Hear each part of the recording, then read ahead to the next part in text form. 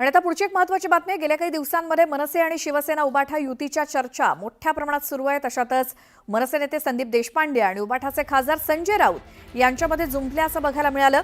संदीप देशपांडेंनी संजय राऊतांवरती हल्लाबोल करत त्यांना ताटातला चमचा म्हटलंय। युतीबद्दल दोन्ही पक्षप्रमुख निर्णय घेतील, ताटातल्या चमच्यानं ताटातच राहावं असं देशपांडे म्हणालेत। तर त्यांच्या या टीकेला खासदार संजय राऊतांनी सुद्धा प्रत्युत्तर दिलं।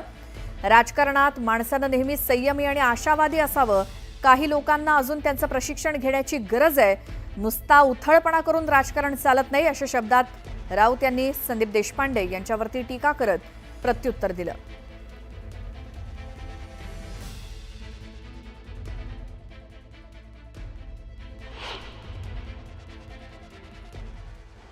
ताटातले जे चमचे असतात ना, त्यांनी चमच्याचंच काम करावं। त्यांनी बाहेरून घास भरवण्याचा प्रयत्न आम्हाला करू नये।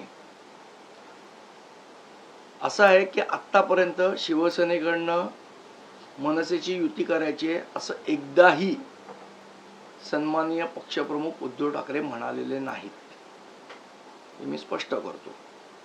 त्यामुळे कोणी काही त्याच्यावर बोलण्याचा विषयच येत नाही। जे चमचे आहेत आजूबाजूचे तेच रोज ढिंडोरा पिटवतात सकारात्मक असल्याचा। पक्षप्रमुखांची इच्छा आहे की नाही हे आम्हाला अजून समजलेलं नाही, त्यामुळे त्यावर बोलायचा विषयच येत नाही। मी वारंवार सांगतो की उद्धव ठाकरे आणि राज ठाकरे हे दोन नेते किंवा भाऊच निर्णय घेतील। हे दोन भाऊच निर्णय घेतील। आज जे बोलतायत ते राजकारणामध्ये फार उशिरा आलेले आहेत। ठाकरे बंधूंना किंवा ठाकरे कुटुंबाला तो जवळून आणि ओळखतो, म्हणून मला माहिती आहे काय होणार आहे आणि काय होणार नाही ते माझ्या इतकं कोणालाच माहित नाही। त्यांच्या म्हणण्याला इथे अर्थ नाही। म्हणण्याला अर्थ उद्धव ठाकरे आणि राज ठाकरे यांच्याच। राजकारणामध्ये माणसानं कायम संयमी आणि आशावादी असायला पाहिजे।